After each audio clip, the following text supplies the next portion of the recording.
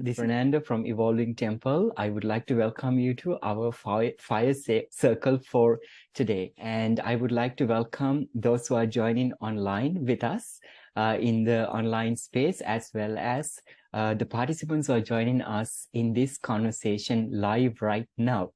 So let's quickly go around the room and briefly introduce ourselves with, if you would like to share your name and where you are based in, and most importantly, what inspired you to be here today. If you feel comfortable turning on your video, feel free to do that. And let's go ahead. Let's begin with Lux. Thank you, Fernando. Hello, everyone. My name is Lux. I'm based in Bangkok, Thailand, and I'm here because I have experienced my own healing journey through this wonderful journey. So I want to be inspired more and also inspire others as well. Thank you, Lux. George, would you like to go next? Hello, everyone. My name is George. I've been living in Bangkok, and I'm really so interested to learn about how to heal the soul and to learn more about what Fernando will teach us. Thank you very much. Fantastic, George. Thanks for joining us. We have Ankush and Olga. Would you like to introduce yourself as well? Go ahead, Olga. I am afraid my connection is not very stable, but I will try. I'm based in Thailand, just not in Bangkok in the east, and I'm a very curious person. I really enjoy learning and exploring and then sharing what works for me. So that's the purpose of being here. Satisfy some of my curiosity. Excellent. Thank you, Olga. Ankush, over to you. Yes, thank you, Fernando. Hey.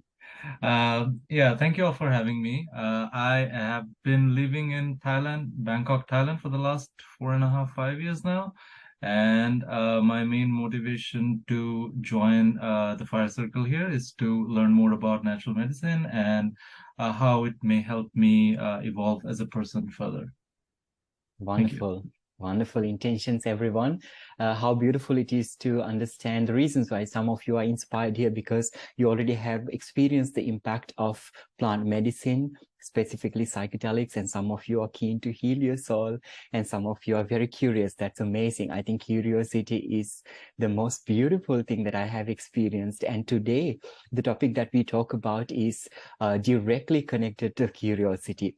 So today, as we begin this conversation, I would like to introduce to you what we will be doing. And today we have something very exciting ahead of us. And I also would like to invite all of us to a space of experiencing direct development and also understanding what it is to prepare for a plant medicine experience. So this is partially very condensed experience of preparing for a psychedelic experience. So I'm very excited to share this with you today.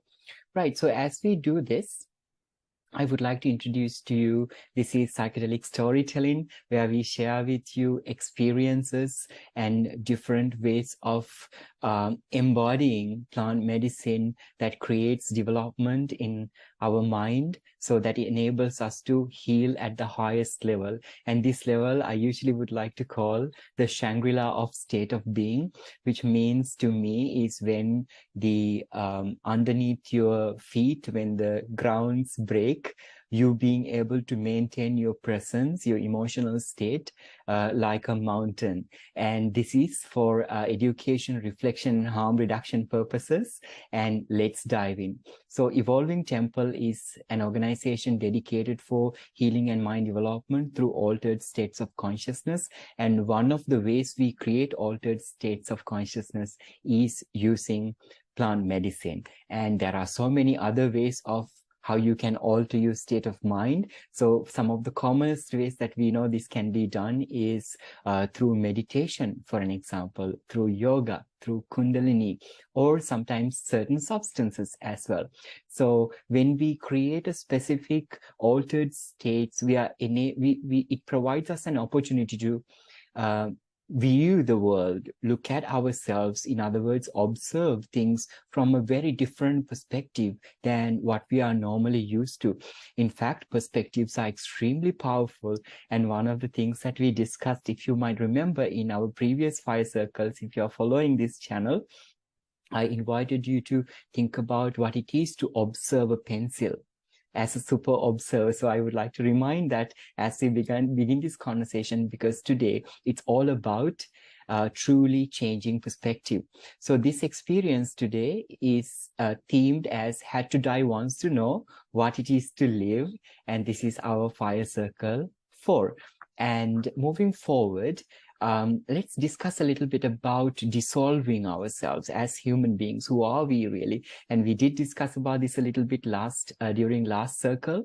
And today I would like to invite you to look into this with more examples as well as practicalities, and also create some development for ourselves, hopefully. And then I invite you to some reflective spaces where we would be going through a journey of how do we look at fear, and then how we look at death. So when we say had to die once to know what it is to live, of course, you understand that we are going to be discussing about death. So we know that many of us fear death. It's a natural instinct, right? That keeps us moving in this world. It keeps us alive in this world. So it's very, very important, and it's all right to fear death. There's nothing wrong with that, right?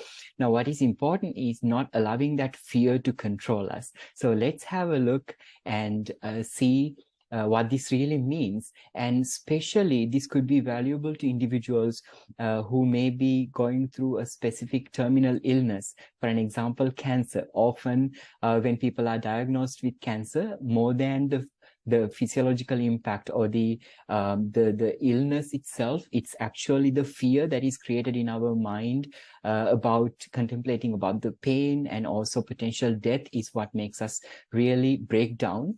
So individuals or the self-healers go through these journeys often find value in understanding what fear truly means and what death entails, enable them to set them free, and then for them to move forward with hope. At the same time, we also have had situations where individuals completely heal as they understand or as they diminish fear of pain and death. So I hope that this will be valuable to those who are joining us today. And also, I invite you to join this conversation with an open mind. And I also would like to share with you in any of these conversations, I do not mean to share anything with you as if it's right or wrong.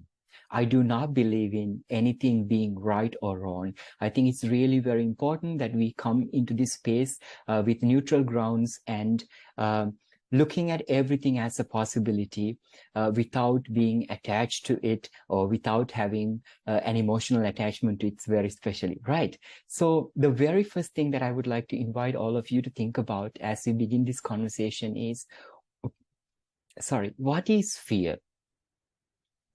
What is fear to you, right on top of your mind? If you would like to share, feel free to use the chat box if you like, or turn on your microphone and share with us. What is fear to you? And if you're joining this conversation online, I invite you to make a mental note or feel free to comment and share with us what fear is to you.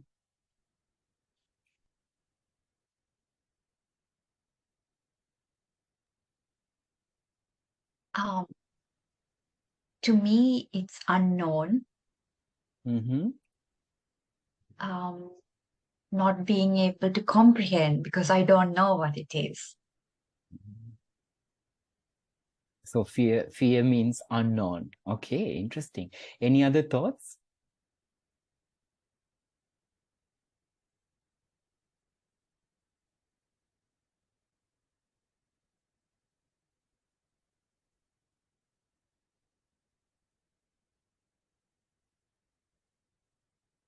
Okay, so if there are no further thoughts, Lux, let me ask you. So when you say unknown is fear, So there's unknown and then you are, right? And there's this fear in between unknown and you, right? So where is the fear in you?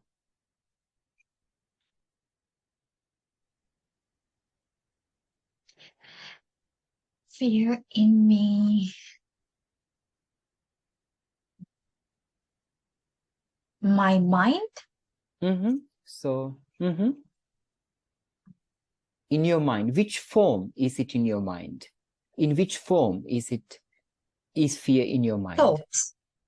Thoughts. Thoughts. So, thoughts, right. Emotion. Thoughts, emotion. Emotion. And sometimes I also feel it in the body. Oh, feel it in the body. So it's in thoughts, it's in your mind, and it also feels in your body, right? And emotion as well. Great. So I think that gives us a good opening to what fear is. That's a really good answer, Lux. And I hope those who are watching us resonate with us, and you may have a different opinion about fear. That is perfectly all right. Right. So now let's look at a little bit. Let's recap what we did in our previous sessions quickly. So Lux said something very interesting. She said, fear is in the body. She can feel it in the body. And it's very true, right? Because when we talk about emotion, remember the motion that happens in our body. In other words, the triggers, our senses, internal, external senses, and our subconscious senses, they all become triggered when we have an external or internal stimuli, right?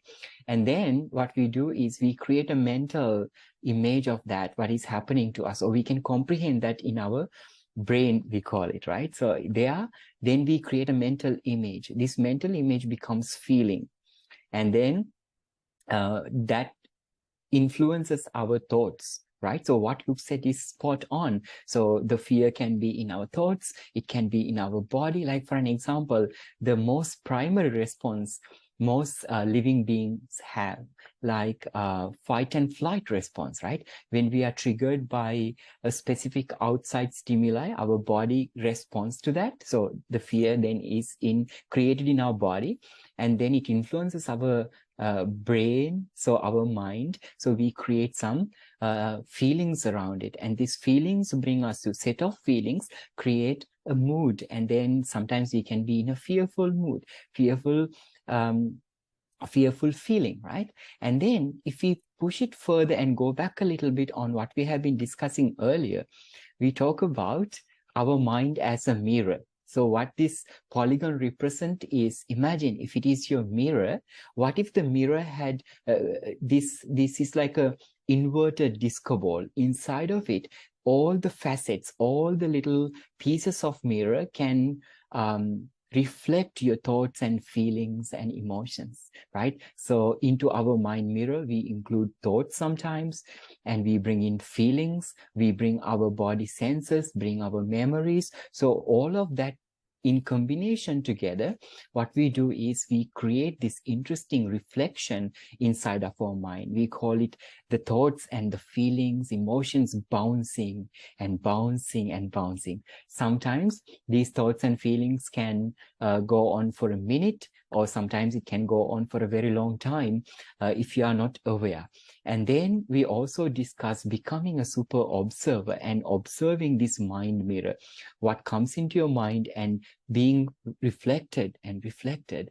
And then we have the possibility either to control it or to stop it, or to create space for our mind, right? This can be done in many ways. So this is a very large concept condensed into very little idea.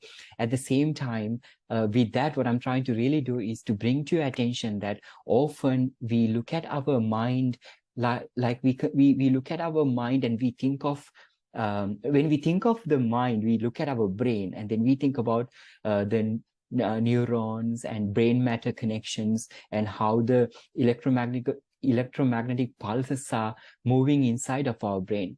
I don't think that really represents how our mind works. I think our mind is much bigger than our brain. Our mind has much more space that we can't even truly comprehend in my little understanding, right? So I invite you to a space of recognizing that once a thought occurs in our mind, that it can bounce within itself indefinitely sometimes if we don't truly look into what is going on in our mind, right? So now we realize when there's a fear, so of course, then the fear starts circling in our mind, reflecting in our mind, and then it could, it receives stimuli and also it releases certain sensation to our body so that it can really become a mirror. It could really reflect back and forth in a way that sometimes we stay with fear for elongated times, and that is sometimes suffering.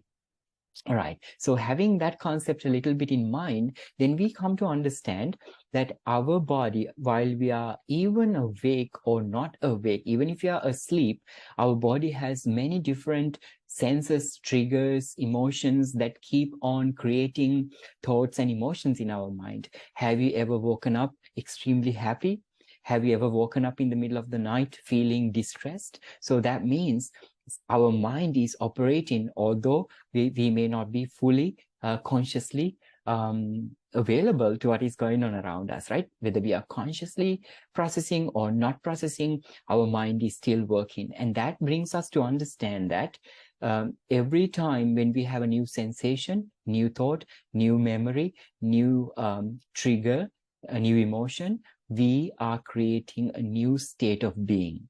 Now, this is something that many of us don't realize. Sometimes when we are in a, let's say for an example, a very pleasant mood, we tend to continue to do pleasant things.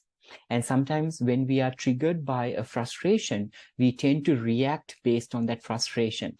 So what that really means is that based on the senses, based on the triggers, we tend to create a state of mind pretty much every time when we are conscious and then we are operating in this world. And these triggers change all the time, memories, thoughts, feelings change all the time. So our state of being also change all the time. And one of the things that we often think is that we have this identification for ourselves. We associate ourselves in a way, I am Fernando, I am like this. Yes, it is true for most part of it. But in reality, if you look at ourselves, if you look at myself, I am truly a state of being every millisecond in a way, right? So I would like to invite you to a space of remembering that when we are in fear, that is a state of being. And then we are operated by the state of that state of being, which means our actions are influenced directly by our state of being. In other words, directly influenced by what is being circulating in our beautiful mind mirror, right? So I invite you to that awareness. Now with that, I would like to invite you to think of what are your top 3 fears. You don't have to share. If you're joining online, great. I invite you to make a mental note or write it down. What are your top 3 fears? Right on top of your head. And then I invite you to take the topmost one. And then what if we are to look a bit deep within? What is that fear really? Underneath that fear, what is it? Like for an example, one would say, I am fearful that I am not able to have adequate amount of resources for living, right? Which means food, accommodation, things like that. Or one might say, I'm afraid of death, right? Someone dying or myself dying. Now, if that's the case, if you go one step down and see what am I really afraid of, right? So if you look at the resource, what am I really afraid of if I don't have resource? If I don't have resource, I may be in a state of pain because I can't fulfill my needs. And then what if you go down one more time? That pain, how am I? What am I really afraid of underneath of that fear? That fear. One might say death, right? For an example. And then can we go further down with that thought process? So what is underneath of death? right? So this is just only an example. I know that your fears are very unique. And then if you break them down, it will come to some space. So Luke's earlier gave us a really good example of when we narrow it down in layers, that it arrives at a specific place. Now, for most of the self-healers that I work with, there are two main things every fear comes down to. Can you make a guess? Well, number one is the death. Many people are afraid of death. Where whatever that fear is, right? Losing my job, right? And then if you go down, very interesting how it comes to security comes to pain comes to death. Very interesting, right? That's one, death. The other is what Luke's mentioned, unknown, fear of unknown.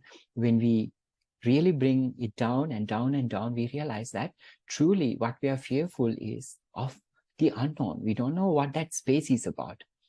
So humans do fear unknown. It's very interesting, right? So now with this little exercise, I invite all of you to go down if you would like, and really come down and see where you end up, right? These are only two possibilities. There can be many other possibilities. And then at the same time, I also invite you to look at those 3 fears you wrote down and then gauge it from 0 being neutral or no fear and 10 being extremely fearful. Where would you be in that space? All right? If you feel comfortable to, mark it with a number. Right? Because we are going to revisit that later. Okay. Now, having said that, we also started discussing about dissolving self. Now, in order for us to dissolve ourselves, right, or to debrief ourselves, we as human beings, it's very interesting. We can truly look at who we are when we dissolve ourselves. So may I invite you to a space? So we did discuss this in Fire Circle 3. And if you haven't been able to watch it, I invite you to go back and watch it. If not, let me give you a quick recap right here. Now, when a baby, let's say when an embryo is already present, right? When there's a tiny little embryo in a womb, there's some sort of life being created already. So before we are born, the life is created. We are created already. From the mom and the dad, we share the DNA, and then we create a new life inside of our body. How miraculous is that? Now, as we become alive, we already become aware immediately. So there's life and immediately aware. Even inside the mom's womb, we are aware. And then we have a body that does not belong to us necessarily, which belong to our parents. Combination now becomes myself, you, right? We have a body. And then when we are born, all of a sudden we have an association. Oh, my mother is from this country. My dad is from this country. And I have a name. I was assigned a name. I was assigned a skin color, right? I was assigned all of a sudden a family. So we start to create associations, right? When a newborn baby is open eyes for the first time, that's a super observer state. The baby brings the hand in front of them. They realize, oh, there's something. There's another hand. I can touch myself, right? That's how our exploration begins. Like Olga said, that's the beginning of the curiosity. What is this? Where are we, right? We don't remember that memory first time when we open our eyes. But that's how it works for all of us, right? If you ask a mother, they will share with you. All right. So then we start to understand, if you go back to the beginning, we realize that we are a body to begin with. And when we have a body, all of a sudden, we have an identity and association, right? We associate who we are truly, right? We also have an identity. Like I call myself Fernando. And then we have awareness. And that's the most important thing, right? We become aware. And then if you realize there's also a space where all of these things come to play together. In order for us to look at that, I would like to share this little example with you. If you look at 2 babies, identical twins, they were just born, right? And let's imagine one baby was born, unfortunately dead. The other baby is alive.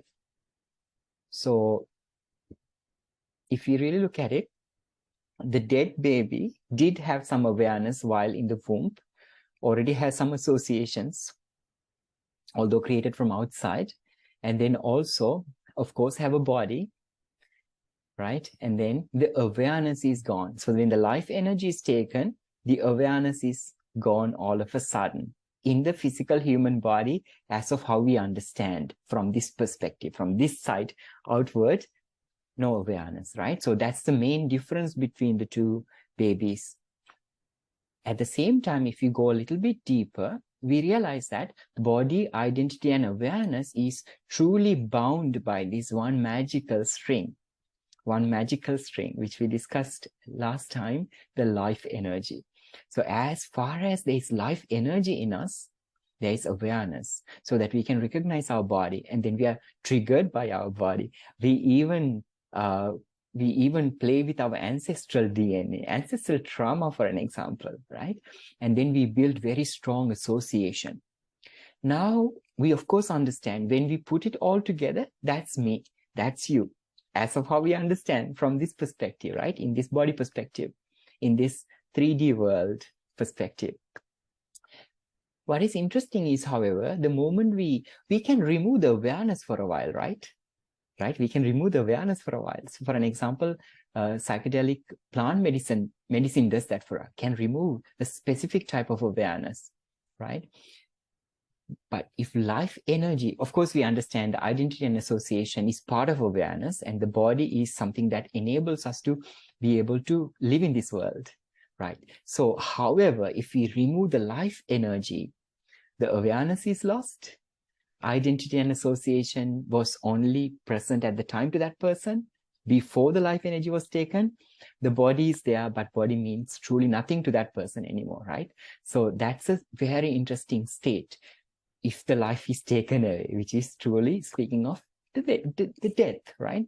Death. Now that we're talking about death today, right? So we need to realize that the moment life energy is gone, we are no longer aware. It doesn't matter whether we had a body, doesn't matter whether we have an identity or associations. Now with that thought, now that we are talking about death, I would like to invite you to a space of recognizing death, looking at death, right? So this is a bride with a beautiful bouquet of daisy, right? This is a very common scene for us. We all have been in a place like this. Now, let's look at the evolution of a daisy. So there's this beautiful, magical creation that comes out of soil. Now, come to think of it. Now, the trees were able to grow out of this beautiful blue planet because there was a lot of right chemicals, minerals, right, on Earth. And Earth inherited all of these amazing, beautiful, different molecules, atoms, dust from the stars when our Earth 4.5 billion years ago, when it was in formation, this was a very different atmosphere. We didn't have seas to begin with. We didn't have trees to begin with, right? So all the stardust got collected. And as the stardust was getting collected, there was hydrogen. And then hydrogen evolved. And then there was water. Earlier it came in as ice. And then slowly, with millions and billions of years, slowly the earth was formed. And then these magical little chemicals came together with the nuclear infusion that is happening in the midst of the sun, our sun. Those photons, which comes to us as light, started interacting with the molecules or the chemicals that was on Earth. And then it formed something called chlorophyll in plants, right? And then when the photons touched them, they were able to evolve miraculously. And so after a very long evolutionary process, there came daisies, right? Beautiful collection of cells working together to create a magnificent, beautiful miracle. So what is the evolution of just one daisy? Starts as a bud and then slowly start to come out with its petals, slowly opening up. and then shines bright towards the source, to the sun, right? Accepting more photons. Beautiful process. And then it reaches its highest beauty. It attracts us, human beings, other beings, bees, butterflies. What a beautiful, beautiful process. And then it slowly starts to die, right? We know this process, right? So the daisy is now slowly dying off, right? The petals are discolored, and it's no longer the same smell as it used to before, and it's starting to decay. And then finally, it becomes a memory. Now, this is not a process that we are not used to. This is a process that we know all the time. But the thing is, we are very far from this process most of the time. So this is what we are doing today. I invite you to a preparation of how do we become closer to integration of plant medicine, right? What kind of process do we go through? Very, very short process today. Very, very simple example for you to have a look at. Right. Now, I would like to invite you to share with me. Now, when we looked at the daisy and when we looked at its life process, right? What do you feel about this process? Anyone would like to share? I also see that Camilla has joined us. Thank you, Camilla, for joining. Wonderful to have you. So as we discuss this process of daisy, I would like to invite you to share with me if you feel comfortable. If you're joining us online, leave a comment. What do you think about this process? Or if you would like to share, those who are joining live, share with us.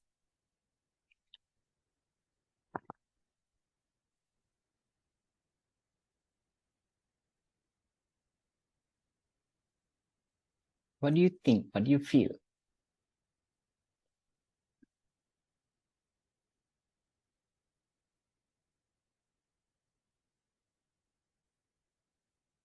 Ankush, would you like to share your thoughts? What is going on in your beautiful mind, Ankush?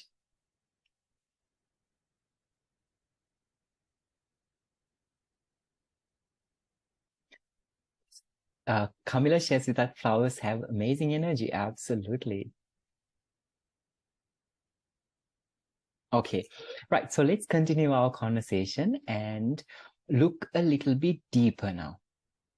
Right. So now we have looked at a flower and we have come to understand that flowers have amazing energy, and also it has this natural evolution of starting as a bud and then dying off, releasing its little seeds to the environment. And we know that, right? So if we go a little bit deeper with this process now, remember, self-healers, this is a storytelling session. So I really like to create a little bit of drama before we really get to the point, and I hope you don't mind. Right. So the second example that I would like to bring to you is this process. This is a very famous process, right? I think sometimes it's even overrated. The butterfly, the evolution of the butterfly, it teaches us a lot of lessons. It grounds us often, right? But at the same time, if you noticed, when we talk about this life cycle of the butterfly, we end at the butterfly. Actually, this caterpillar becomes the butterfly and flies off. Often we forget to see further. What happens next? What happens to the butterfly next? Of course, it has a beautiful life, procreating, going from flower to flower, roaming around the forest. What a beautiful life, isn't it? Right?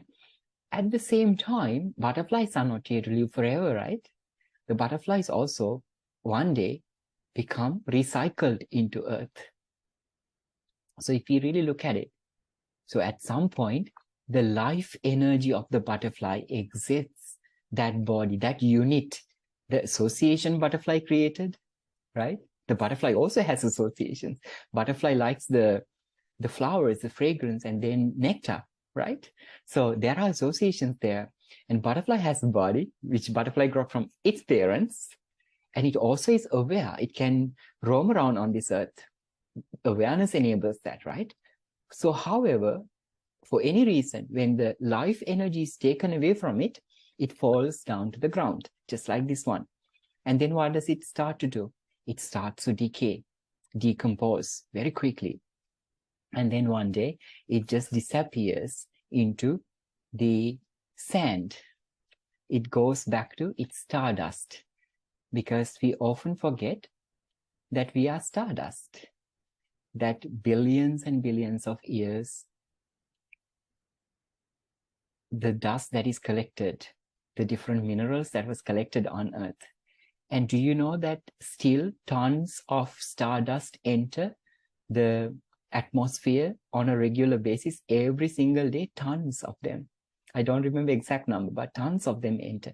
In other words, the fruits that we eat, the vegetables that we eat, they have stardust that entered our atmosphere recently, and also the stardust that was there for billions of years. But then again, if you think about the stardust, isn't that even interesting? They always existed in this universe from the beginning, right? So we understand that we came out of the stardust as species, as living beings, as of how we understand it through science, right? And then one day we go back to becoming that stardust again, just like it's happening to this butterfly. So I asked this question earlier, how do you feel about this process, right? So there's magnificent energy, and there are interesting life cycles that Earth recycle itself, allowing it to enter life energy, and at some point the life energy leaves. So for a moment, we have awareness in our body, we have associations that we created for ourselves, and we operate as a unit. And through that process, the interesting thing, the fear that we were talking about, in other words, emotions come to play with us, right? If you notice, everything that we do for emotions. If you really notice, most things that we do because we want to feel good, or we want to make someone else feel good, right? And then we dislike things that doesn't make us feel good. And one of the extreme ends of that is the fear, which is the main topic for this conversation.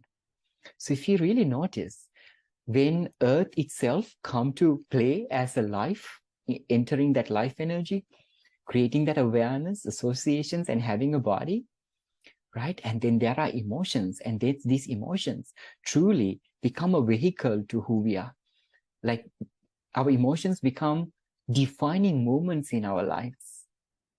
I invite you to go back and think about a moment that you would consider as a pivotal point in your life, turning point in your life. Why did you do that? What was the reason behind that? For me, one of the scariest decisions I made is to relocate to Thailand with no job, no security whatsoever, one-way ticket and one small suitcase when I moved here first to begin with. I wanted to feel good. I felt a special connection to Thailand. I felt if I'm here, I would be happier. So it was my emotion that made me make this decision to be in Thailand. Like that, when we look at our lives, often we are driven by our emotions. Sometimes you don't even realize that. So I invite you to go deeper and recognize how emotions enable us to create pivotal moments in our life. Of course, the logic is supporting. There is a need. At the end of the day, if you go down and down and down, it's so interesting how it is still related to an emotion, isn't it?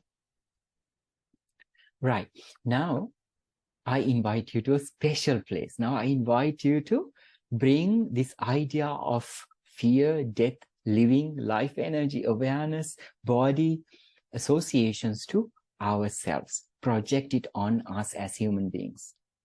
Now, this is an image that is very easy to look at. And I don't have to explain this process. It's pretty self-explanatory. Now let's look at this image, and I invite you to a little meditation, right? Little reflective practice. Now this reflective space is truly observing ourselves. If you feel comfortable closing your eyes, feel free to do that. If not, it's perfectly all right. Or you don't want to continue, that's also all right.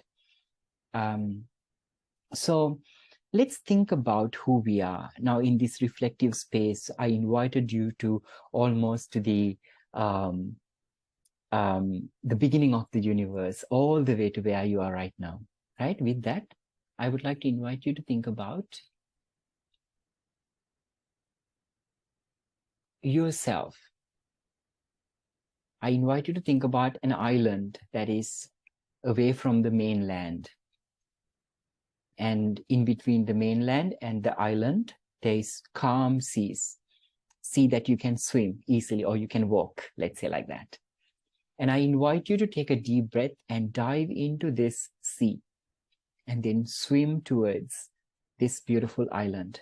And as you do this, I invite you to remove your associations, remove your body, remove your current state of being, and just be who you are as you arrive on this island. I invite you to enter the island.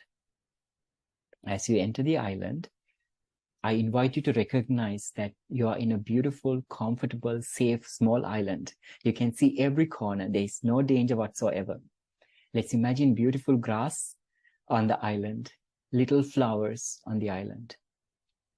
Now, as you are entering this space, I invite you to go into the midst of the island and lay down on the beautiful, comfortable grass.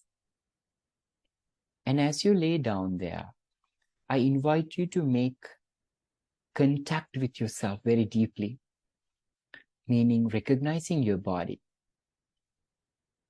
recognizing how kind and unkind we are to our body sometimes.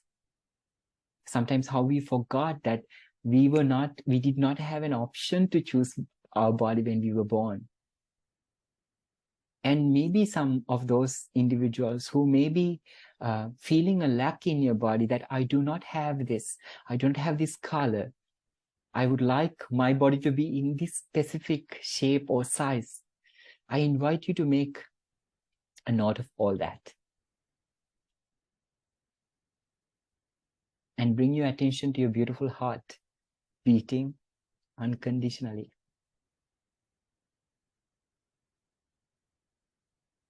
Then I invite you to focus on your awareness itself, right? In order for you to focus on your heart, your body, you are aware. Through that awareness, you can make sense of your body. You can think of your body. And then I invite you to think about the associations you have created for yourself. You have a name. You are very strongly attached to that name. You have a family. You are very strongly attached to that family. And sometimes your associations are so important that when someone asks, who are you? You say, I am an engineer. I am a therapist. Right? Oh, that's a very strong association. That's our profession. Or people say, I am Sri Lankan. I'm American. Right? I'm Egyptian. Why? A very strong attachment to that association we have. Right? I invite you to think about those associations that you create. And then finally, I invite you to think about the life energy.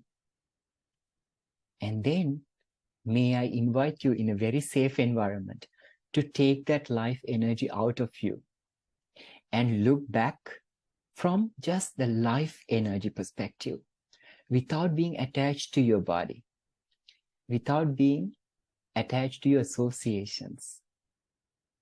So turn around and use the awareness and look at yourself on that grass bed. And then, if it's possible, I invite you to think about, one day we all die. Touch wood, you have a long life. One day we all die. What if I invited you to use a simulation of death in this space? Think about, what if your life energy was removed from you at that moment? What will happen to your body? What will happen to your associations? And what would that awareness mean to you any further? And most of all, if we took the awareness and the life energy away from our body and associations, what would you become? Is there something to become to begin with? Like I said earlier, this conversation is not about being right or wrong in any way. Do I really know what happens after death? I don't, truly don't. But isn't that an interesting question? Like Olga said earlier, curiosity. If I took my awareness out, am I going to remember my life as Fernando, my associations? Because Fernando is an association with the body that was given to me. If I took my life energy and awareness away, a magical process starts to happen in our body, a magical process. And that magical process often we are very afraid of, isn't it? And as you're imagining, whatever that magical process to you would be, watching that, let's take a step, let's take a minute and focus on that and see if there's anything that would occur to us.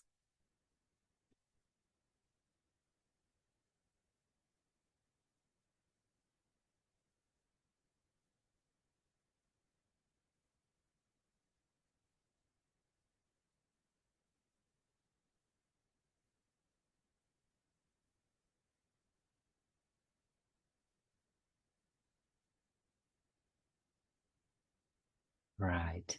So to continue the story, now I invite you to bring back your body to full form, vital energy, full vital, rejuvenated energy. And then I invite you to go back into your body, in your imagination, your vital energy, your life energy, and your awareness back in your body.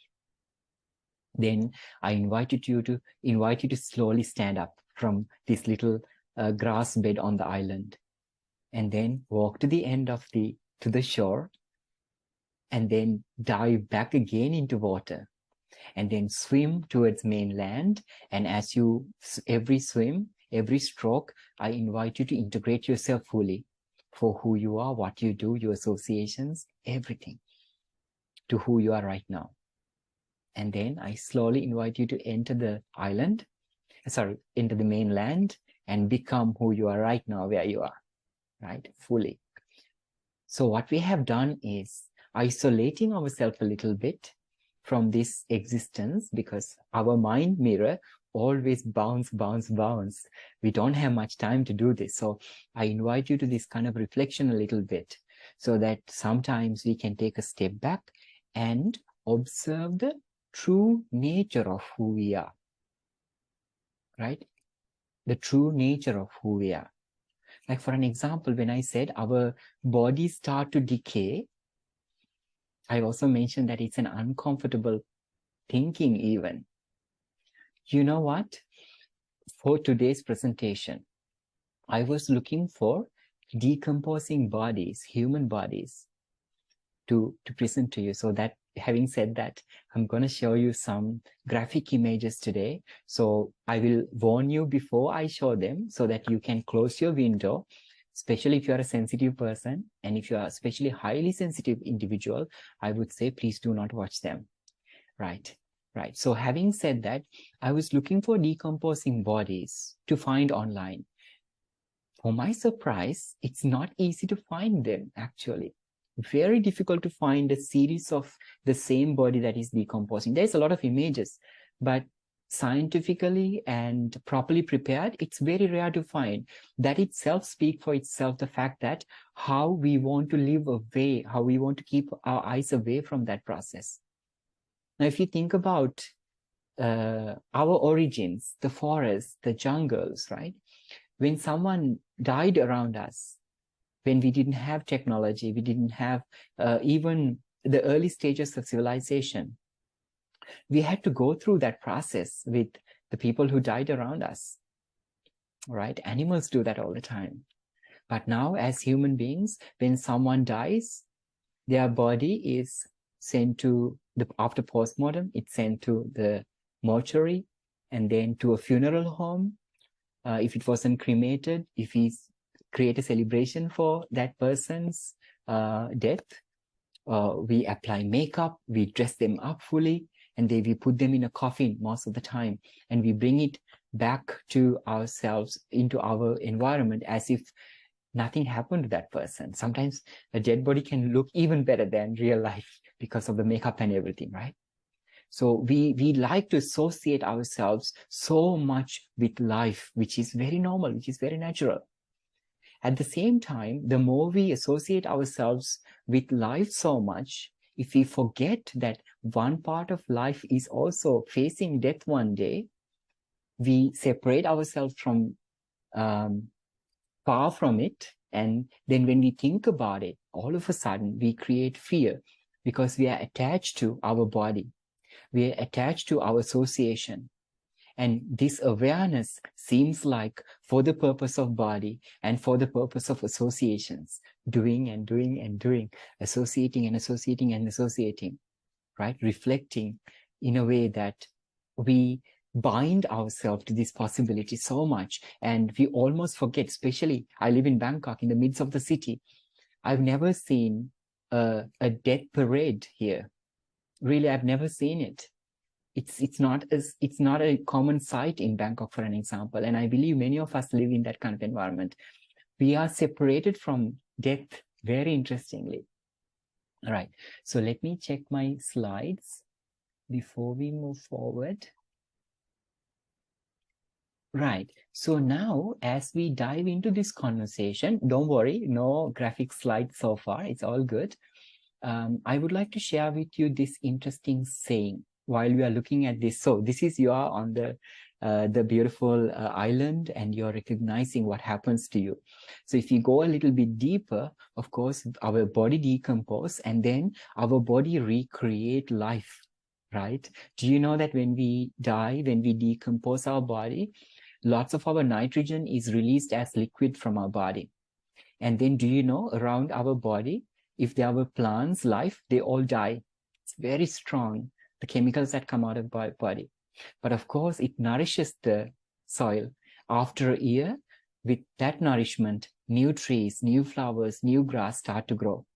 And they start to feed new insects, new animals, birds and butterflies, and deers and giraffes, and cows and pigs. And one day, when we enjoy a nice steak of pork, maybe, or beef steak, that nourishes us. So sometimes when you go through plant medicine, all of a sudden that becomes so apparent to you. You realize that you are really recycled material. The stardust being recycled over and over again, right? It brings us to that awareness. And then I would like to share with you, like I said, I love this Erin Chatter's quote. It says, learn the art of observation, for it has the power to show you the masterpieces of life.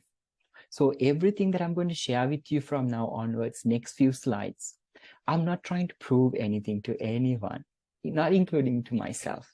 I want to share with you some of the masterpieces that we can find when we observe with an open mind. I'm going to show you 3 individuals, and they're all alive right now as we speak. You can find their beautiful, magnificent stories, if you would like to, online very easily. All common media has their stories that you can easily Google. Colton Burpo. If you have heard his story, this little young boy, he's no longer a young boy, but at the time, when he had a specific medical condition and he's being operated, and then when he came back, he started talking about as if he has gone to heaven. He started describing heaven in interesting ways.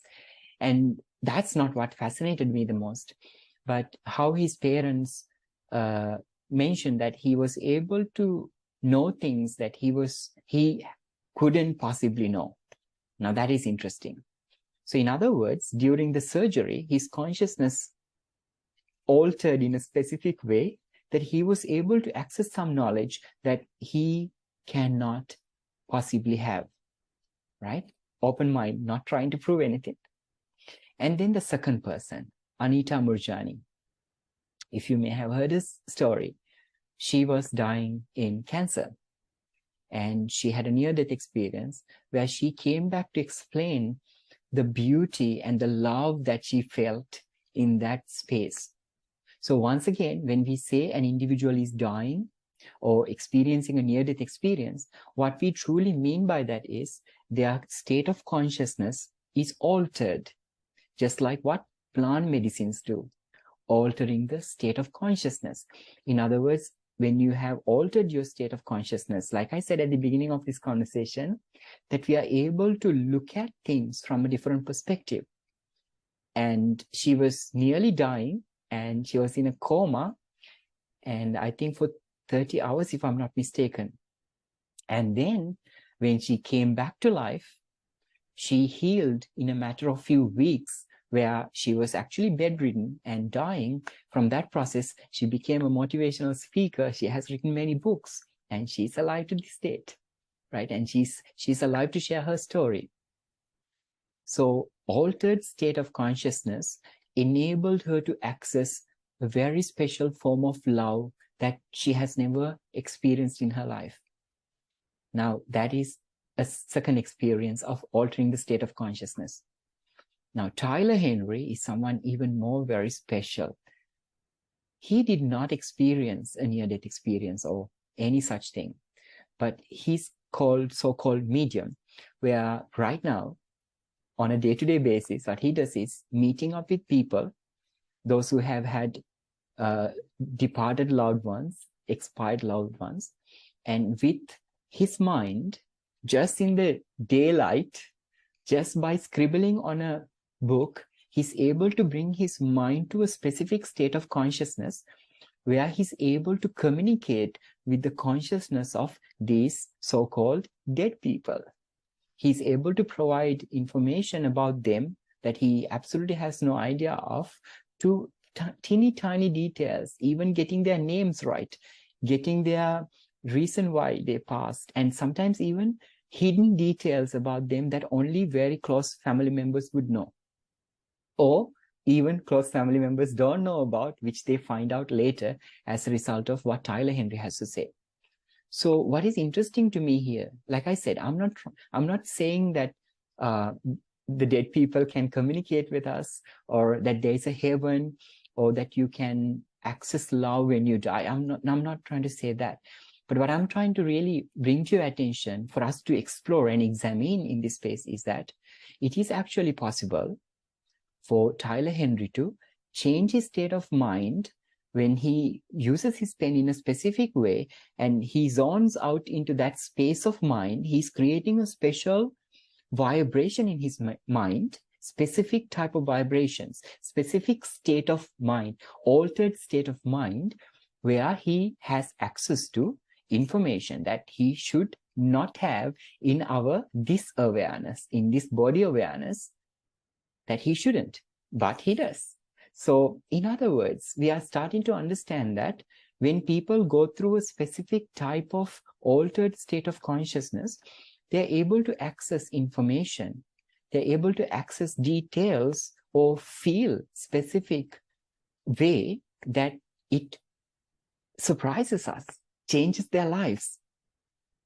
And we often think that this is only possible with a near-death experience, or we need to have a special way of changing our altered state of mind like Tyler, which is considered as a gift, that we can get to know these possibilities. But what if I told you psychedelics, plant medicine can bring you to this kind of experiences? And one of our offerings is helping individuals to recognize fear and death at a deeper level that will enable them to live a life of fulfillment without fear. Can I be honest with you? A few years ago, I used to be fearful of darkness. And when I'm alone and when there was darkness around me, just like Luke said, unknown, I used to be afraid of that. And then I determined myself through my psychedelic experiences, through my plant medicine healing journey, I decided I want to work on my fear. So I prepared myself through a quite a long journey to experience a death simulation, let's say, or bring yourself to a state of mind that you intentionally try to experience what would it be like to experience a near death, right?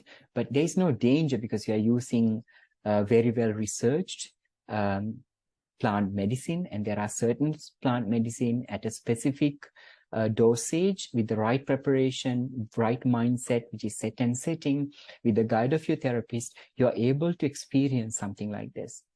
Now, for me, it was personally important because I wanted to experience what it is to be closest to potential space of leaving my life energy or reducing my awareness to who I am. So that's why I did this experience. And who choose to do this kind of experience? Those individuals who are terminally ill, those who are bedridden, those who have been told that they only have a few months to live.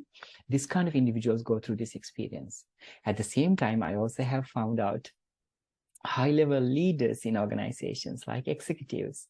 They also go through these experiences to truly access what it is to be human, to understand how is the body, associations, and awareness, when combined with life energy, play a role in this universe, in this 3D form, in this life.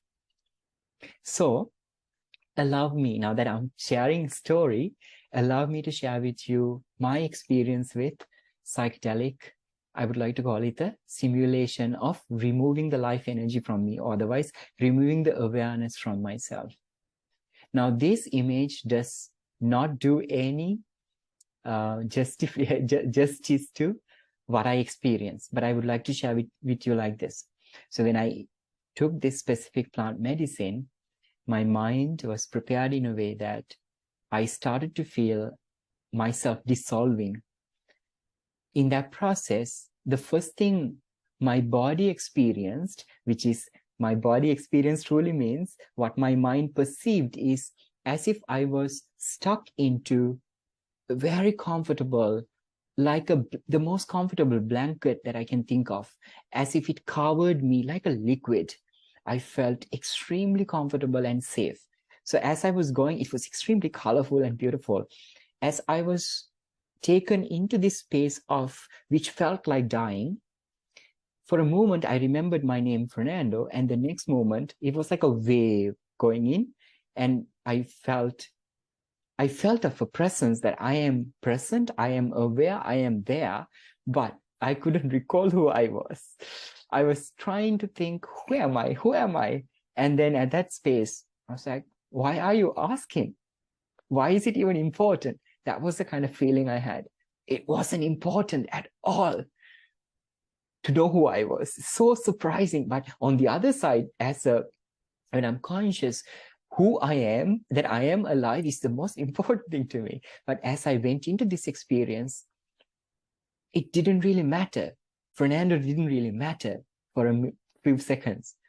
And then somehow, because I am prepared to go through this experience and able to still process my mind in a specific way, based on how we prepare individuals for this experience, I was asking the question. So I remember as if another wave, I came up and I remembered my name was Fernando, and I got a sense of my life. Like, it's almost like my life was splashed in front of my eyes.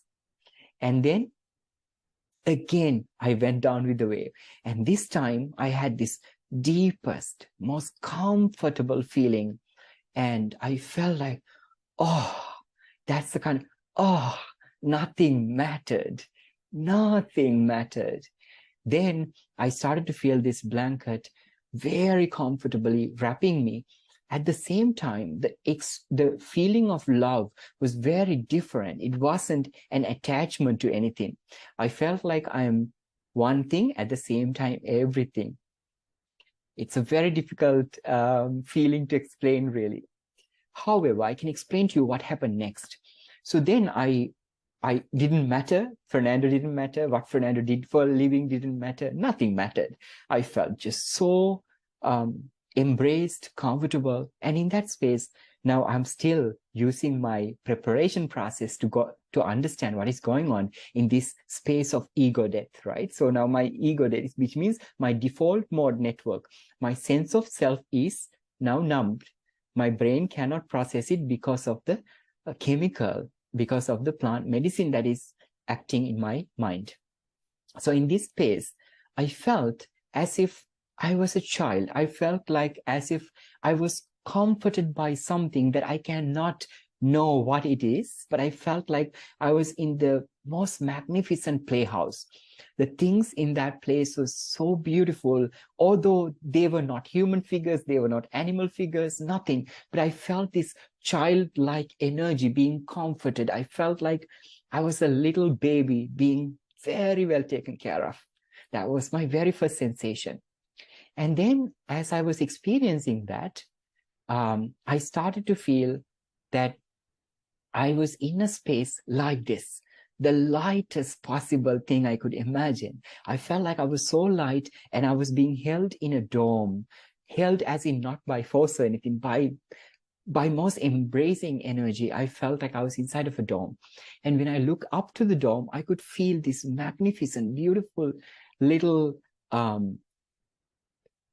almost tangible designs, like something similar to this one, that if I touch it, I can press it kind of feeling, right? I felt so beautiful and I felt no fear whatsoever. I felt just as one thing, as if I belong everywhere, as if I am everything, that kind of feeling.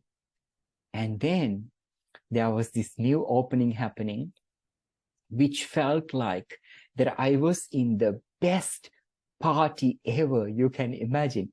But there were no people, there was no music, there were no things I can recognize, but I feel that I'm somewhere that is the most magnificent celebration that is going on around me. It's a very powerful feeling. Yeah. As if I was welcomed by this beautiful ability to be, ability to create a state of being. And then, of course, I am going to end this story here because I believe what happens afterwards, that everything that you gain access based on your understanding, your belief. So it's going to be different from person to person. But I would like to share with you that experience as I went into it. It embraced me in a way. I accessed so much of myself without having attached to Fernando. The moment I came out of it, I looked at myself and I was relieved in a way that everything that you do here, everything that feels like so important, every emotion that I struggle with felt like nothing. It made me feel like, what am I worried about? What am I really worried about in this life? So it set me free.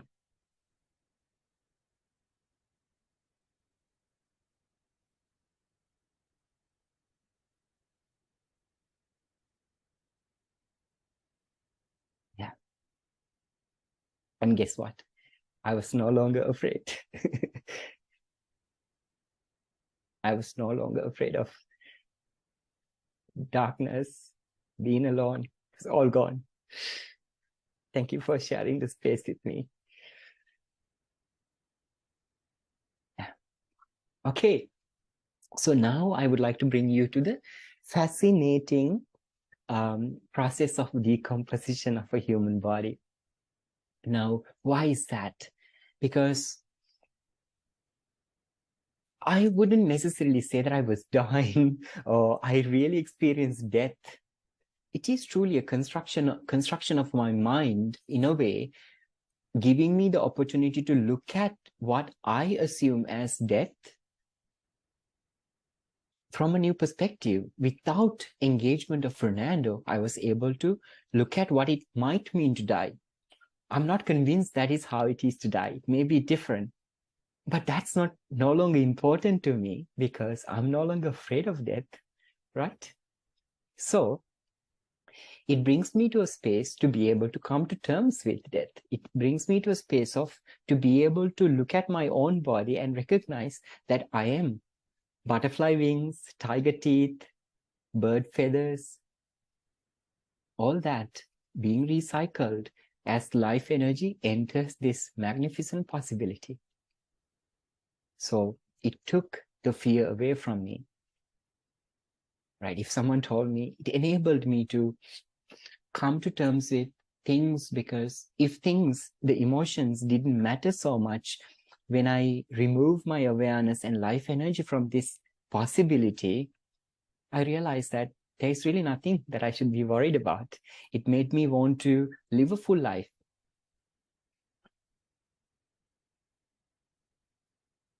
Be present to every moment and to love. Yeah. Right. So now, having said that, when I came back, I had this conviction about something that I can't explain necessarily factually or scientifically. The feeling was,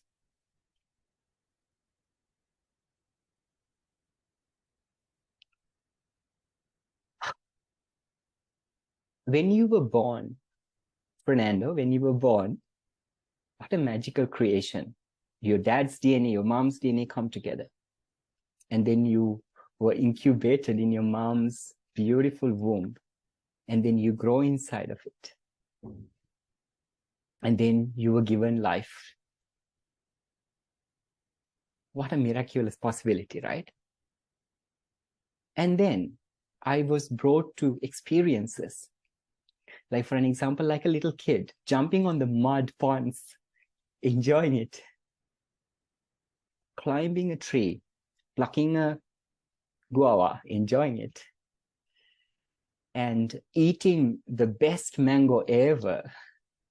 And as you grow, become an adult, for the first time, you have an orgasm. What a possibility. What a possibility to experience an orgasm. And then you fall in love. What a possibility to be able to fall in love.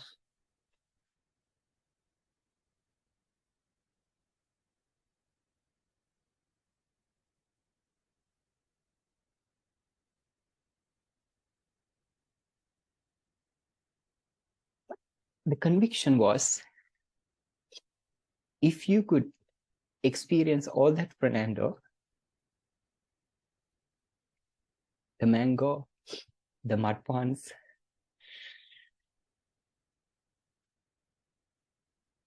an orgasm, and the best mango that you have ever eaten, what made you think the moment you die that it wouldn't be a magnificent experience? When you were given so many opportunities to recognize that there's so much marvel, there's so much beauty out there, what made you think that death will not be a magnificent experience? So this was my learning. I have this conviction so strongly, and I feel so much love talking about it. So interesting. I didn't think it would be, but that's all right. Right. So the idea was, if I was presented with such magnificence as a child, as a growing adult, and all that, what made you think, Fernando, that death wouldn't be a beautiful experience? So that set me free. It made me want to live a life in the moment, creating the best that I can, and have no regrets as such, or reduce as much as possible, and be true to yourself. While these emotions you can feel emotions. How beautiful is it? Right. So now, if we can experience the beauty of a mango, the marvel of an orgasm, a birth of a child, part of it is also decomposing our human body. because it's part of this beautiful planet that has to go back to it. Now think about the elongated process to create life. Think about the elongated process to create you. And if that process is such marvel, it's such magnificent, of course, exiting also and a marvel process, isn't it? So when this complex body decomposes, we go through a few stages. The first, our body is fresh, still the temperature is reducing, right? And then we start to bloat, our body start to bloat, where all the bacteria already start consuming our cells, and it starts releasing gases, so our body becomes bloated. And then there begins the active decay, where all the flies bring maggots, and then the maggots start composting, right? And then our body start to break down. In the advanced decaying process, our tissues break down and become liquidized, and then the liquid pours through our body. And after a specific time, all of these things, that skin, the cells, tissues, everything decays, and then we become a skeleton.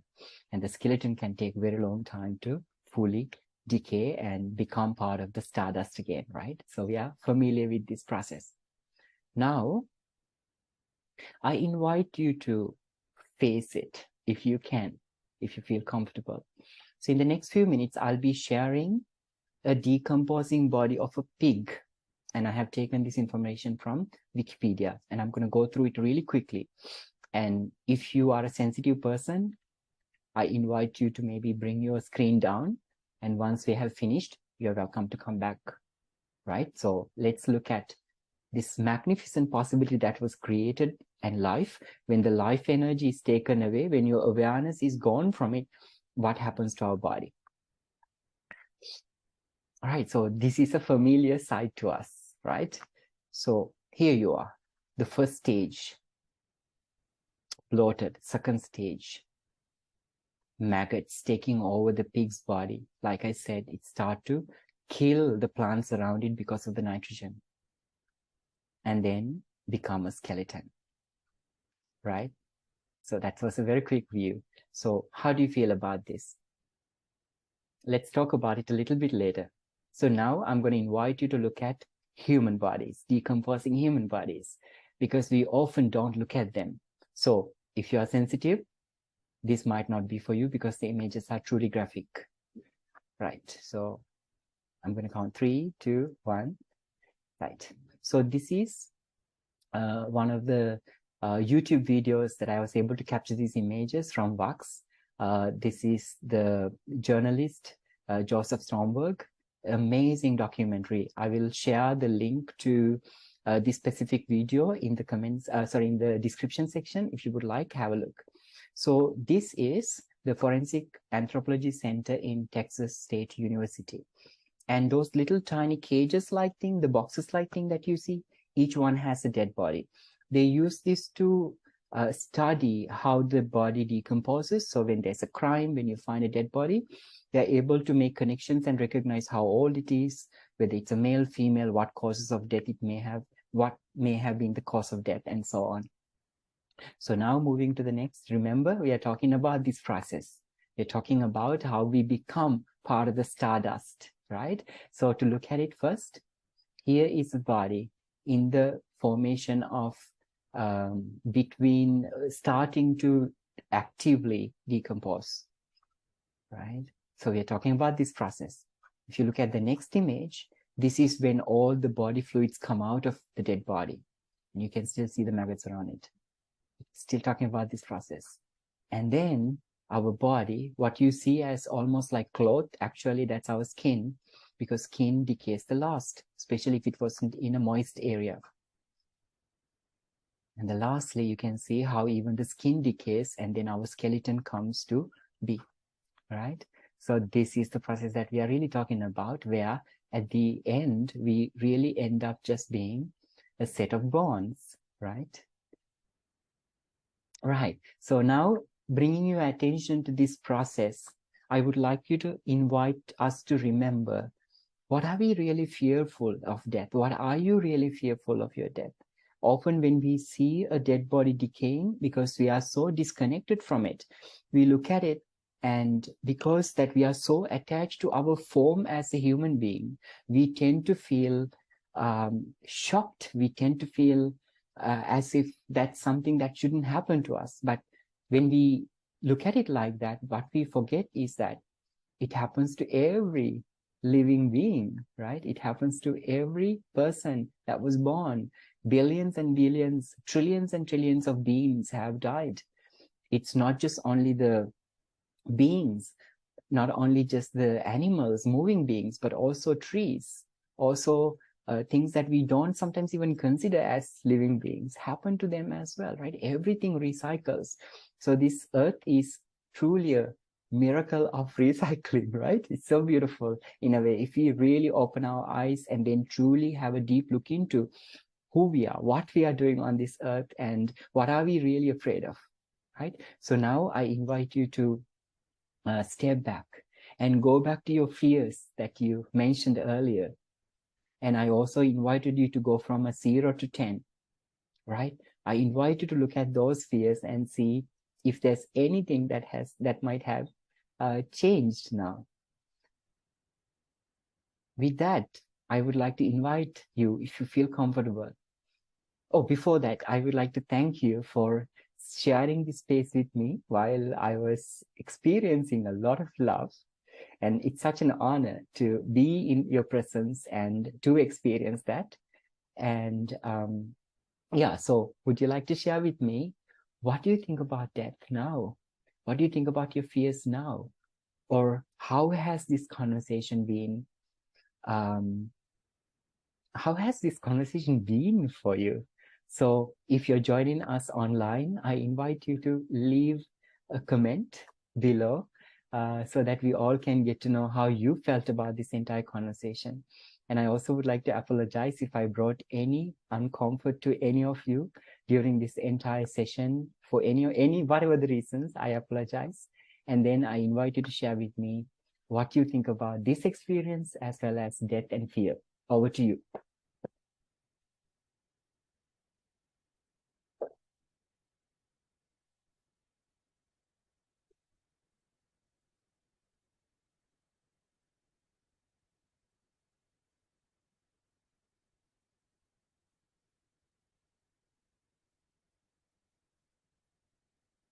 Camila says, would have been great to hear more about what you experienced. Truly, Camila, actually, I am very willing to explain it. It's just that I don't think that I can actually find the words to explain what I experienced, to be very frank. So some people go, they say that I was in heaven or I met the God or something like that, right?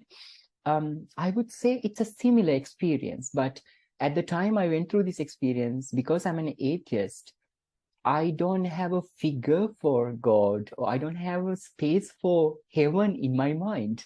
So I didn't experience it in that sense, but I did experience something extremely powerful. In the least, how I could say it, I realized that, I would say the realization, not the visual experience or the feeling, because that's just subjective to everyone. I had this feeling of a deep knowing that I am an expression. Fernando is an expression of, let's say, natural intelligence in this universe. That's what came to be. But that was so comforting. That was so reassuring. And I felt abundance. I had no lack whatsoever. I had no limitations whatsoever. I felt truly integrated and connected to the natural intelligence of not just only this universe, but I also had this conviction and awareness that this universe is very small. This universe that fits the earth into it, that me into it, I felt it's so insignificant. The universe itself was insignificant. And I realized that that universe is just one possibility of existence. And there can be, I don't know if I could use the word infinite, but I felt like the possibilities of existence is infinite from the perspective of natural intelligence that is within, beyond this universe. And it gave me one very, very powerful lesson. I found out that everything I need is within me. I found out that the natural intelligence in this universe and beyond is personally gift wrapped inside of me, just like it is personally gift wrapped in everyone. So I realized that this separation is okay. I'm not going to say that, but instead I would say I felt oneness. I felt that I was Earth itself. I felt I am everyone. I felt like I'm everything. So I would say I felt oneness in a deep, deep way, being able to connect with the natural intelligence in this universe. I think those are the most comfortable words that I think that would make sense to many of us. And this natural intelligence that I meant, if you have any other word that you would like to associate with, feel free to do that. This is also for those who are watching this online. We all have different ways of believing how this come to be, how this is possible. One thing we need to remember is that when we label things as whatever, it separates us. And I think that's why we as human beings cover ourselves behind a religion or a god or a science, and then we tend to create conflicts. And I found out that we shouldn't be labeling. It's okay. Whatever that is to you is great. That's amazing. And that's the way you understand it. That's the way you comprehend it. And there is no right or wrong way of understanding it, right or wrong way of labeling it. So I would say that much. Yeah, that's the best way to explain it. And I also would like to point out that often people tend to be so marveled by the visual experience and the feeling experience while going through plant medicine. Now, through the preparation and integration, what we do is trying to look beyond what is visually present to us, what is emotionally present to us. If we can break that barrier, not get marveled while we go through the psychedelic application, if we can go beyond that, then that's when we can access our true nature of our mind, true nature of who we truly are. And in that space, we are able to create deep insights that when you come back, you're no longer afraid of death. You're no longer afraid of the darkness, because yeah, darkness is part of this whole thing. You need darkness in order for us to experience light. Yeah. Thank you, Camilla, for that question. And I hope that I was able to share a little bit of my experience further. Any other insights?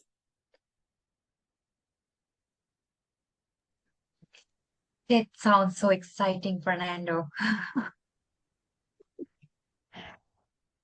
That's what I have to say. It sounds so exciting. Yeah. So without any suicidal tendencies or thoughts or anything like that, I would say I'm fully prepared for my moment of death. And I'm rather excited for that to really find out. Now I have a thinking like, oh, this may be what it is, right? And I can be fully wrong. There is no conviction in that I am right. Absolutely not. But I'm curious now to find out, oh, is it the same? So I have that curiosity, like Olga said earlier. So that is exciting. But I want to embrace this life while I'm here. I want to make maximum, and I want to open my heart and love and bring people to this possibility. So it is an excitement. Looks, thank you. Camilla, would you like to share with us? Good evening, Fernando. I'm not sure how good we are on time because it's already okay. like past. It's okay. Okay. Yeah, first of all, like, thank you so much for sharing your experience. I was really like looking forward to hearing from you personally, and I'm glad that this happened today. And thank you for sharing from the depth of your heart. And if you allow me, I have two questions. First question is, how do you sustain this level of awareness after the experience? is over and you go back to the mundane daily life, and life happens, so to speak. And also, secondly, did you experience this already on your first trip, or did you arrive to this, greater unconditional love, oneness with everything? And yeah, like in your later trips, like, was it a progressive experience? Did it happen right away? If you could clarify that, that would be great. Thank you so much. Absolutely, Camilla. Thank you for the question. I will answer your second question first, whether it was the first experience. No, it's not. This specific experience was after a couple of months of my very first experience. And I had one of the things I often say in this space is that never say the truth. Always say a truth. The reason is that sometimes I learn something and I go through experiences again and I re-look at it. I have a new perspective of it, and I realize, oh, this is what it meant, even high level, something like that. So I did feel oneness in my very first experience. At the same time, I was super positioned in my first experience. There was a lot of attention on myself, like working on myself. And as I started working on myself, seeing who I am deeper and deeper and deeper, the awareness, like the observation, brought me to a place of becoming very curious about then what is death like, and then creating a protocol to be able to, actually, I created it by myself to be able to experience it with a lot of resources and things that I have been creating, experiencing. And that's when I was able to go into this deeper experience. Yeah, so it's definitely not the first one. And then to answer your second question, this is the most important question, Camilla. Thank you for this mindful question, which is it a permanent state, or is there maintenance? Absolutely, there is maintenance. Once you come out of it, you in the first few days, maybe you feel this kind of really the openness and all that, like you said. Then you go back into the systems that we have to deal with as part of our life. Then they start to diminish a little bit. Now, two things really truly happened to me. One thing, after these experiences, I decided very consciously where I spend my energy. This is something that became so clear to me. I decided this is something that I will invest my energy because there's a necessity, because I love, or I have to. And then there are so many other things in my life. I realized that I have been spending so much my energy, time, emotion unnecessarily on them. So in very open to share with you, I used to have a glass of something every evening because I wanted to put myself to sleep, and I thought that's the way. But after coming out of that experience, I realized I didn't need that no longer. That was a dependency that I have created for myself because of the stories I was telling myself. So the step number one was to removing all those unnecessary spaces that I was investing my energy, and then focusing or refocusing my energy in places that I truly, truly want to. Like, for an example, it doesn't mean that I became kind all of a sudden, that I don't want to be assertive, or I don't want to ask for my rights, things like that, right? So because I learned that when you can be assertive, when you can conflict harmoniously, that is the highest form of love for myself.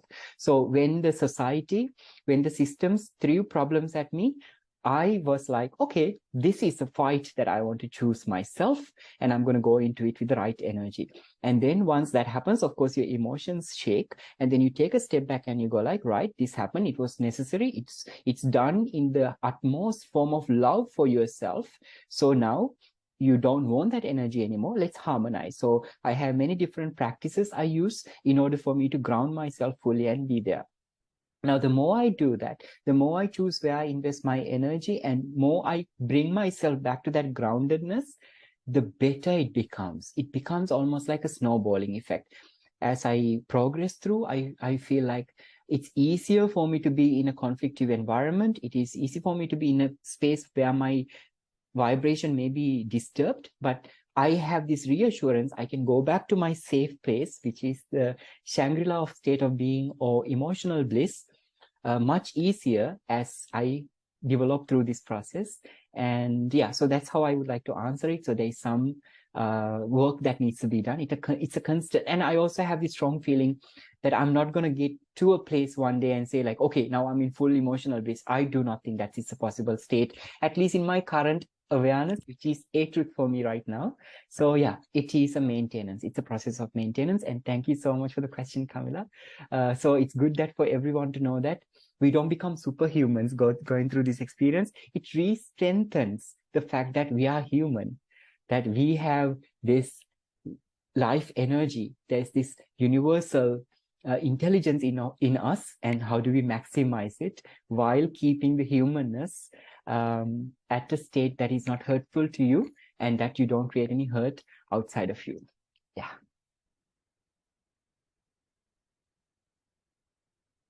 Thank you, Camilla, for the question. Yep, Camilla, go ahead. Well, I also wanted to mention that I actually saw you in May of this year, and I'm seeing you now. And I want to say that there is like, I feel there are things within you that have evolved between then and now. And that I feel this, unconditional love that you already incorporated it within you much more than maybe back then. So, yeah, I just wanted to mention that because I see it in you. So I understand that there's a lot of inner work that went into what you have achieved. Just to give an understanding overall, like how much work went into it, and through how many trips did you get to where you are, and like what went into the process, if possible, to talk about it. If not, it's totally fine, I understand. And yeah, we can move on to other people's questions as well. Thank you, Camilla.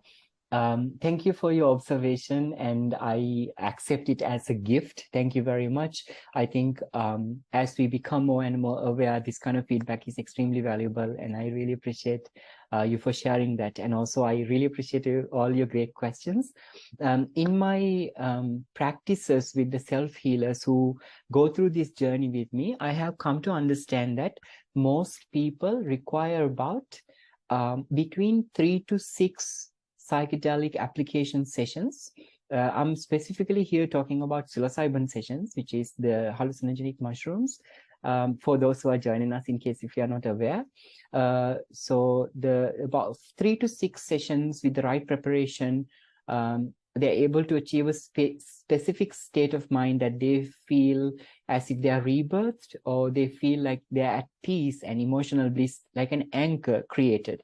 It's not like a permanent state. You go out, but you know that there's an anchor now that you can come back here. So this has been my experience.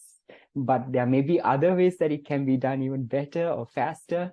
Yeah, and I also believe that healing is received regardless of our awareness, our intellect, for sure. At the same time, in terms of development of awareness, like you said, a lot of inner work truly helps us to to get to that kind of like a state that is the anchor, to create the anchor, I would say. Yeah.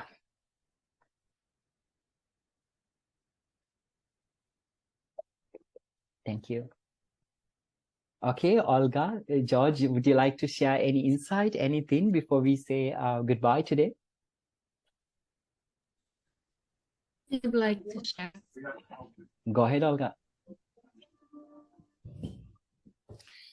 When you invited us to talk about the fear and death, something that is quite close to my, let's say, intellectual self came, because to explain something about healing, sometimes it helps to go into the rational brainy stuff. I usually say that we have 3 obstacles: toxicity, deficiency, and stagnation, which is too much of something, not enough of something, and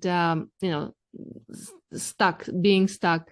And when you talk about fear, I just realized that when you don't have enough fear, it can be dangerous, right? So fear is our friend. It can be life-saving. So you can have deficiency in fear, but then you also can have a toxic fear, too much of it, and you can be stuck there, right? If it doesn't flow naturally in and out and does what it does to help us, that is so I never applied it to fear or death, because normally I just talk about the physical being or emotional, but not on this level. And I think that also when you talk about oneness, another word came to me is interbeing and human path.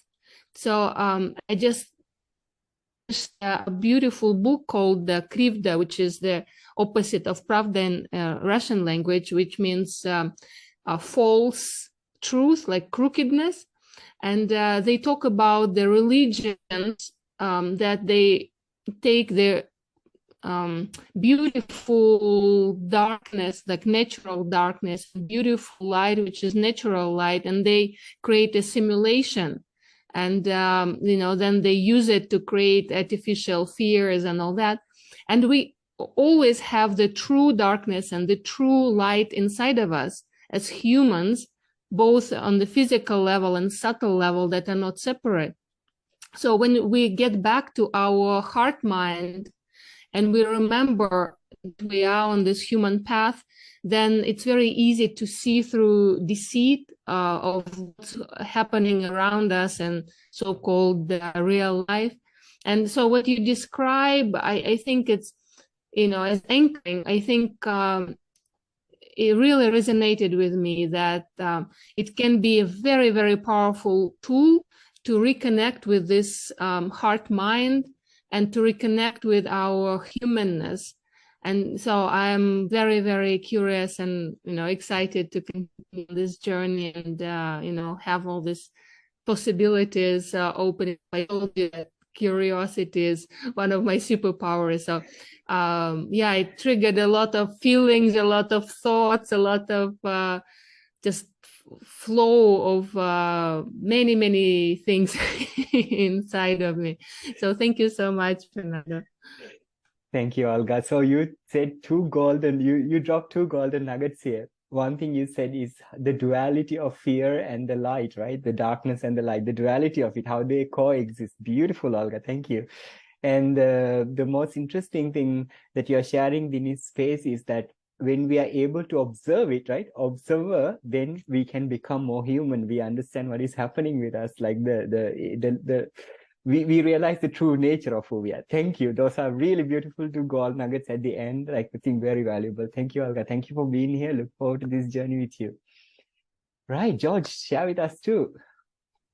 Hi, Fernando. I truly appreciate that I can join in this fire circle, and I learned a lot about the death and the fear. And for me, the definition of the fear is that we're afraid of losing something that we have. We're afraid of something that is beyond our control. As a human, I think fearness is important, it's a part of our life. Some people, maybe they are so extreme about it, like they fear a lot and never done anything in life. For me, I'm a kind of person who easy to fear about some certain issue but I still like to challenge myself to do something and experience some things, because as a human, I believe I can do anything and nothing is wrong or right. It depends on how we see the problem or the matters. And fearness is important because it can restrict us, it can control our action, and it can remind us about something that maybe we will have to face the consequence about something. So yeah, about this topic is very, very interesting for me, and I'm so thankful to you for sharing this topic. Thank you. Thank you, George. Absolutely right. We start to see the duality, and also I think this conversation evolves in a way that how the fear is a driver of love in a way, right? So if you don't mind, let me use one more minute and re-strengthen actually what all of you shared. interestingly, if we really look at when we say we love and when we fear, they are both truly emotions. If we look at it as a spectrum, what we realize is it's an attachment. When we say love, we are attached to it. Or when we say pleasure, we are attached to it. When we say fear, we are attached to it. So it's truly the attachment that we have, and then we are attaching an emotion to it. So when we say, I hate something or I fear something, it's an attachment to something, interestingly. And on the other hand side, when we say, I love something so much, that's also an attachment. So it's really the attachment that exists, and how we perceive the attachment is different because our brain has pain and pleasure senses, isn't it? So understanding that helps us to truly look into this world and realize that fear and love, light and darkness need to exist in that balance, which is, you know, the universal truth. We know this, like, who am I to say that? So thank you so much for this wonderful conversation today and your feedback. Very honored to share this space with you. Thank you. And I look forward to welcoming you in 2023. I'm going to bring a new series of continuation of Fire Circles, and I hope you will be joining me. Those who are joining us online, feel free to share with us what you think, how you feel right now. And I'm sincerely thankful to all of you who's witnessing this, and special thanks to those who are joining me online today. And love and light. Look forward to seeing you and wish you a wonderful holiday season and a successful new year, as this is our final session for this year. Bye for now. Love and light.